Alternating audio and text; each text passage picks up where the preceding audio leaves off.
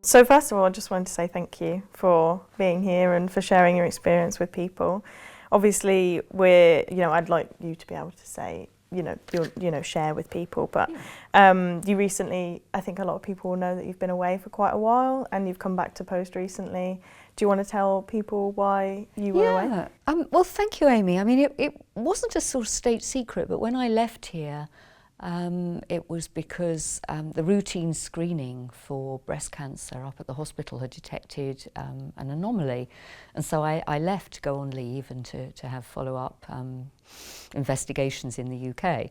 And they said yes, and it's actually very early breast cancer, and then as you go through the journey, the amount of time you're away gets longer, and in the end it was about just over 5 months before I could come back, which when I left I thought I was only going to be away for about 2 or 3 weeks. So yes, I mean I'm happy to share a bit more about that, but one of the things I think that I wasn't really prepared for. I'm always a strong believer in the screening programs and early detection, and everyone I think is aware of the statistics, which is that most of us, 1 in 2 of us, can probably expect to have some form of cancer at some point in our lives, but you never really think it's going to be you. Would you want to maybe start at the beginning, like when you first kind of went for that routine screening and kind of heard the news that something might be a bit awry? I think probably I got a letter from KEMH saying there would be routine screening because, as your viewers may know, I'm of an age now where I have the routine mammography. And I went up there and actually the screening itself, I mean the hospital have invested in fabulous equipment to do it, but what I hadn't realised at the time is that the nurses that came down to do it were from the Great Western Hospital in Swindon.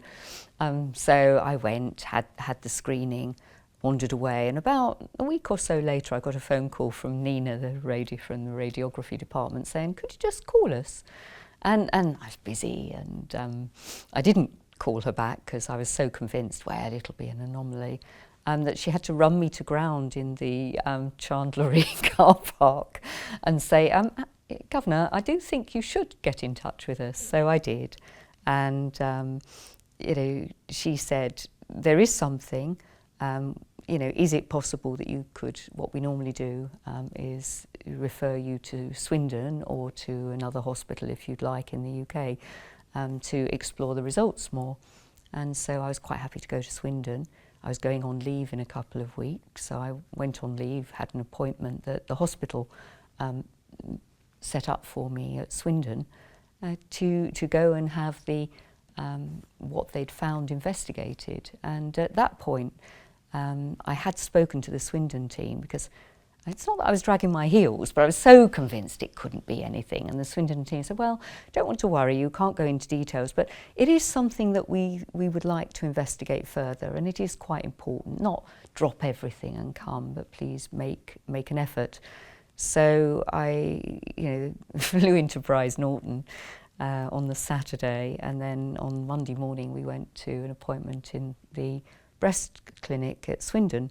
And that was where they're very good. It's a one-day all-stop shop. They did more tests and mammograms and ultrasounds, asked me to go back later that week.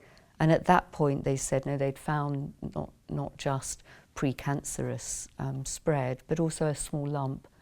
They'd found several lumps, one of which turned out to be benign and another which turned out to be a small cancer. And then they make appointments with you, and they're very supportive, but it's quite a shock to go from, oh, it's just an anomaly, to, oh, I've got a lump, because I hadn't felt it at all or noticed it. And absolutely convinced that if I hadn't had the screening, I wouldn't have noticed something as being wrong until much, much later. And I think hearing the word cancer as well must have been quite a shock to the system. What kind of went through your mind when you initially heard that? I think to begin with you can't quite get your head around it, and what I heard was it is cancerous, but it's very, very early and we've caught it at a really early stage. And so I think in my head I thought, well, it'll just be a small lump that they will take out, and 3 or 4 weeks after that I'll be back. And so part of the journey with them, as they were doing more tests to look at the extent of the cancerous spread, and then the consultants, the radiographers, everyone was incredibly supportive. You gradually get to hear, until you have a meeting with a consultant where they say, actually we do need to do quite extensive surgery because, yes, the lump is small, but the area that is precancerous, and we need, the biopsies that we have done in your lymph nodes suggest that it may have got into your lymph. And so I was quite knocked through a loop. I mean, I was in the UK, but my home is here at the moment, and I have family.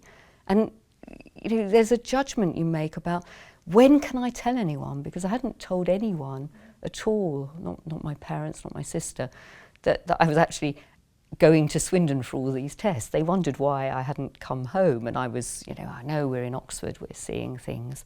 But it was, at what point do you tell someone? Because the word cancer sounds really very scary. And so I was very keen to get a prognosis from the consultant about, and the breast care nurses and the teams about, well, what will I have to go through? What does it mean? How long might I, how extensive surgery? And so you get a lot of support. And then, the NHS has a target, which means, at the point at which they diagnose cancer, actually you only get, I think it's sort of a month to 6 weeks before you will have your surgery or your first intervention at most. And so while I was getting my head around, oh, I've got breast cancer and I need surgery and it might have spread, you're also preparing for the operation. Yeah. So I think for me it was a certain amount of, not denial, but okay, but it's going to be fine because everyone tells me. And I trusted the advice I was getting from the surgeon and the nurses, and was mainly just focused on, all right, I'm going to go in. It might be a bit bigger than day surgery, but it's going to be that sort of thing. And so the run-up really was focused on sort of settling into the place that we thought was just going to be my temporary home for maybe a month or so, that we ended up being there for 5 months, and just getting yourself into the best possible mental and physical state so that you will be fit for the surgery. Well, in that same vein then, where do you think you drew strength from in that moment? You said that you were hesitant to tell family, and kind of it must have been such a, so much turmoil going on in your head trying to figure out how you were going to deal with this. Where did you lean for support? My husband's been an absolute trooper because, of course, he was aware. And I did, when I knew I was going to have surgery, I spoke to my sister as well about how do we tell my parents. My parents are very elderly. My father actually has been diagnosed with a form of cancer which he's been fighting for years, and so it was a combination of not wanting to worry them, but they were starting to get a little worried because I kept disappearing off, and very odd behaviour patterns if I'm over on leave. So I drew a lot of strength from there. I am a practising Christian, and I think some people find their faith tested. I was sort of fairly convinced that it wasn't quite I will be all right, but that I would have the strength. And I think in my career I've been to difficult places, dealt with difficult things, and I always think of myself as quite a strong person. So for me, part of the challenge was admitting that I needed help and that I couldn't just get through this through positive attitude of mind. I think it's important, but some of the cancer journey is learning that you only have so much physical strength at some points, and you will have days when you can't feel cheerful and you can't keep going. And you might need to ask for help. And you might ask for help. And I find that very difficult. The hospital put you in touch with breast care nurses, and they're there at the other end of the phone. The Foreign Office has a sort of very good healthcare team, and so I did have the occasional very weepy moments with trying not to bother my sister, but yes, with my husband or people. And I think it's important that you recognise that you can't be endlessly cheerful and put a brave face, but to go to the right safe space with people that will give you space to, it's all right to be frightened and afraid. and can just support you on the journey. Well, you mentioned your father in that as well. How did that feel to get the news that it was cancer, knowing that you kind of have that, I guess, emotion, you know, kind of around it at the moment anyway? Actually, my dad was an absolute trooper because he's you know, he's in his mid-80s, but he's quite fit and healthy and had been healthy all his life. So this fight with cancer is something that he just does. And watching my dad's example of just getting on with it, picking yourself up and you know, trusting the medics, I think, is quite a big thing. So once I did tell my parents, they were phenomenally supportive, and you know, my dad's fitness regime, which is the two of us tottering around the village when I was recovering from surgery with the dog sort of at our side, was quite a big part of getting past it, I think. It sounds like you've shared some nice memories with him then since then. Do you mind talking about the journey that you went through from diagnosis until kind of recovery? I thought I was going back for a lumpectomy, and in fact I had a complete mastectomy and lymph removal in my left arm and shoulder. And so the recovery from the operation took me longer than I thought, getting the movement back. The wound healed quite quickly, but in fact, in terms of follow-on treatment, I had some reconstruction done at the same time, and that's what slowed the recovery, because I had problems with fluid retention and all sorts of things that, as a very healthy person, I had absolutely no idea could happen. You stay under the hospital. Your GP is aware, but actually I stayed under Swindon for the whole thing, and so there were follow-up trips back to Swindon and small interventions. I was very lucky. They did something called genomic testing, based on how many lymph nodes had been affected and how early my cancer was. They concluded that I didn't need radiotherapy or chemotherapy, but I did need to be on hormone therapy for certainly the next 10 years to suppress the chance of the cancer recurring elsewhere. And there's a few side effects from the drugs that, while I was sort of grappling with getting my movement back. I'm under KEMH for the hormone therapy and the follow-up, and I've been having physio, which has helped enormously. And again, I think some of it is about knowing where to go to get support or information. And because I've been under Swindon and my family are all in Somerset, I didn't really feel I'd got much of a support network with other breast cancer survivors in Somerset. But in fact, since I've been back with the Cancer Support Trust here and people in the community, I felt very supported. And sometimes it's a case of knowing where to go, because, you know, you could say to someone, oh, I've still got, 4 months on, I've still got numbness, or it still really hurts, or it hurt, I've got most of my movement back, but it permanently, is it always like this? Should I be doing something? Yeah. And that's been really helpful. Nice to have people to ask the questions too. And I have found, a little plug for the whole of KEMH, from the GPs to the physios to the pharmacy. I couldn't have wanted better support now that I'm back here. Mm-hmm. And the mammography unit as well, I assume? I had no idea that they deploy people down, specialist nurses, and that actually there's a really strong link into the Swindon team, because the chief radiographer there, Dr. Hobson, had been the GP down here. It's a bit of a shock, actually. He spent, I think, 6 to 8 weeks under Swindon, and when they discharge you to your GP, and they don't say go away and we'll never see you again, but they do say, right, here's what we recommend, and now the GP will be responsible for your care, but you have a right to come back to us and you can keep in touch with the nurses. And it felt like, funny, it should have felt like a big step forward, in the journey, but actually I felt quite bereft, because they'd become an enormous part of my support network. And is it quite comforting then to know that their presence as well in the hospital at KMH is so felt as well? They're down here every year, doing the screenings, and I'm sure you'll see them multiple I'm looking times for to have your checkups. Yes, I still under annual mammograms, so I'm hoping, and but it will feel like seeing old friends. And they couldn't have been better. As I say, perhaps because I hadn't really noticed that they weren't KEMH nurses doing the screening, but having the equipment there is absolutely essential, because the thing that we know is medical advances mean that they can do phenomenal things to address and to treat cancer if you catch it early. And so having the capacity at the hospital to catch it early is extraordinary. Absolutely, agreed. Absolute blessing. Yeah. And you spoke about having kind of longer lasting effects from the surgery that you're having to deal with still.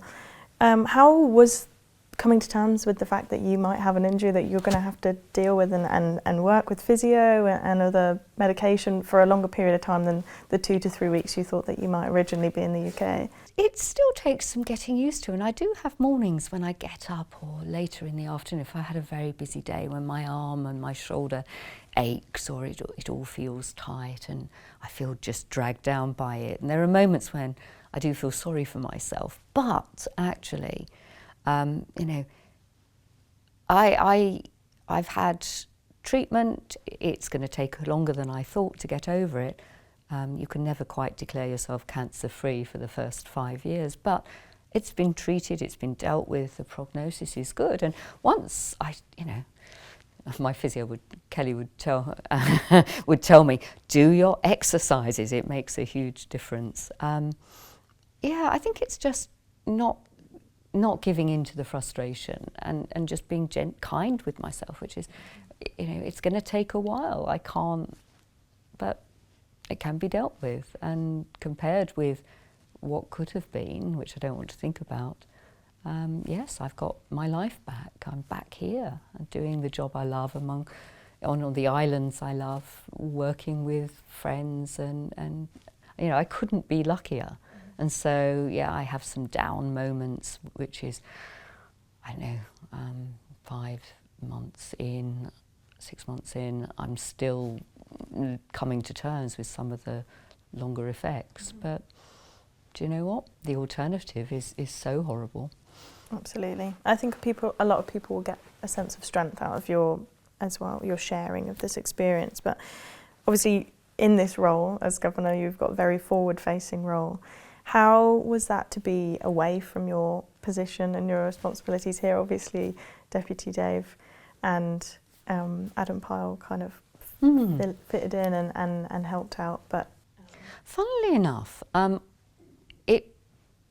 partly I think because the cancer diagnosis is such a big thing, and you do have to focus on yourself and getting well and making sure that you have the support you need, and then my days shrunk in a sort of, it's probably good for mindfulness, where it was just about getting through the day, that I knew that Dave and others were looking after here, but I let loose and cut myself free of it. That sounds terrible, in a way that I've never done when I go on holiday or just go away, because it wasn't, you know, and my bosses in the Foreign Office couldn't have been kinder. It was just, you concentrate on yourself and getting well and what you need, and don't worry about us. We'll have Dave's back, and we will make sure that your team, you know, Dave gets the support he needs, that we put temporary people in, we'll look after that.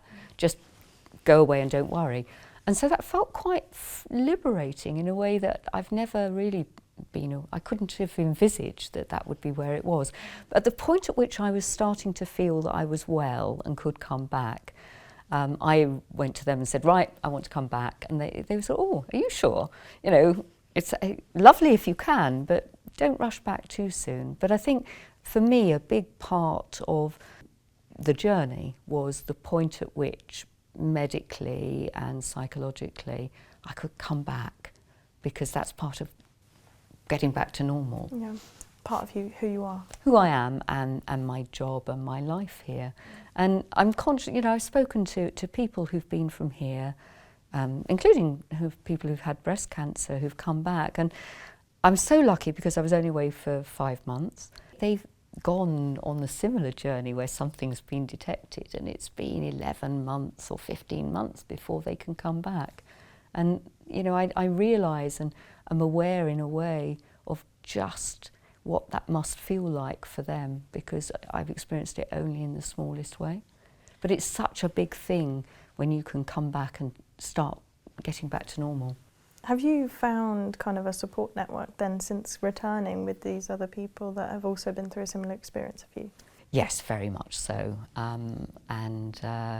You know, talking to Tex and others and Leanne, I mean, I'm just picking a few names, and having the Pink Walk and Breast Cancer Awareness Month. Everyone's journey is different and everyone's reactions are different, but there's a sort of thing that we have all been through in common. And the Falklands is an incredibly supportive community anyway, but it's been, yeah, you know, talking to Leanne when I got back, because I'd been at something with her a year or so previously, where long before I started on my journey, and what she talked about, her experience, had sort of stayed with me.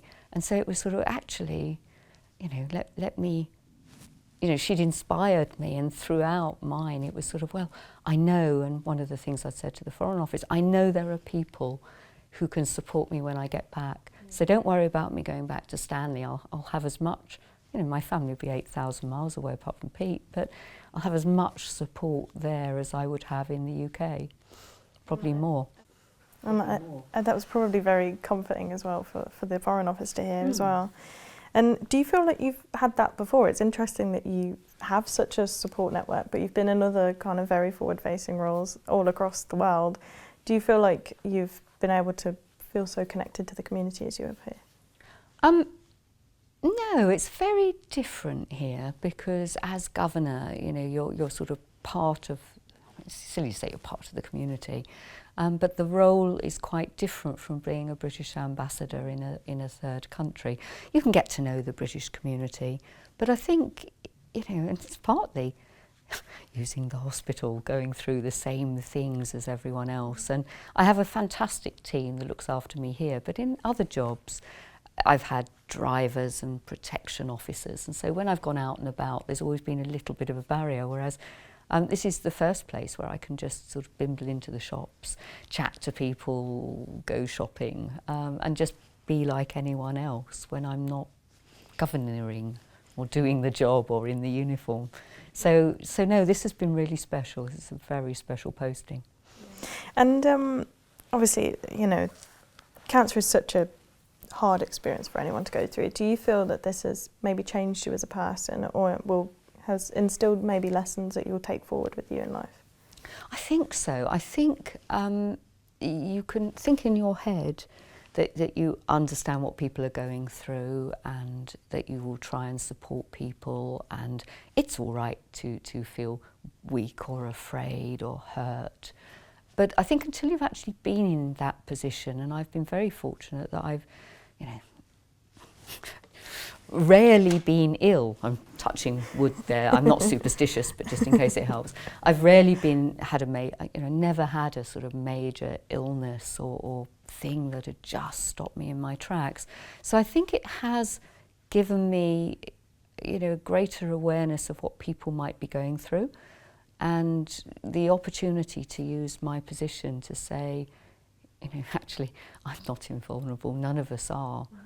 Ask for help. Don't, you know, yes, it is frightening, but there's always people around that can help. Never feel that you're on your own. Recognise what you're going through, and denial ought not to be an option. And is that kind of the message that you would tell people who might be going through a similar experience, or? Yeah, I think so. I think part of the problem, if you're a strong person, you want to protect your family, you want to protect others, you want sharing sometimes, you know, a trouble shared is possibly a trouble doubled. And I think understanding how actually your family and the people close to you want to support you, so don't shut them out. You know, think about what you share and how, and it should be up to yourself. You know, I thought for long and hard about how much of my journey I would share while I was going through it, because there are a lot of people on social media. It worked for them to share. It's taken me until now, really. It's not a state secret why I was away, but to think, how much of this do I feel comfortable sharing with others? And I think I had to get myself to a better place. Yeah. And we have spoken before about how you did take kind of comfort and support from other people sharing. Why did you choose to do that now? What did you hope to kind of offer people by sharing your experience with the community? I think partly in Breast Cancer Awareness Week, it's about raising awareness that breast cancer or cancer can affect anyone. That even if you are really, really busy, go for that screening. Don't ignore it. Don't think just because you haven't spotted a symptom. Hopefully, do check yourself for symptoms. But and if there is anything worrying you, talk to a medical professional sooner rather than later, because every your chances are so much more improved by allowing the doctors to detect something early. And that is all I've got for you today, but is there anything else you'd like to say about your experience? Well, I think just a huge thank you to the medical teams here in the Falklands, to the Foreign Office team, and above all to the Swindon team.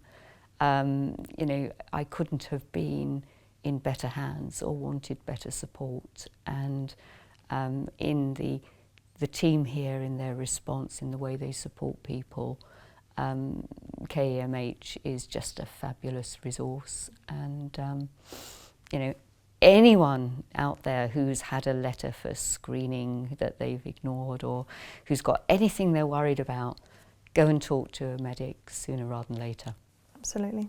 And I think you're going to have brought a lot of strength to a lot of people that might be going through the same thing, so thank you for sharing. Oh, and last point, I always take part in the Pink Walk. I've been part of my recovery from this and getting back to health is a little fitness regime, so hopefully I'll be able to, I'm going to help out with the registration, so 9:30 on Sunday. Registration opens 11 o'clock on Sunday. It's always a great event, but I shall do it this year with even more pride and emotion. And I'll be seeing you there then. Fantastic, thank you.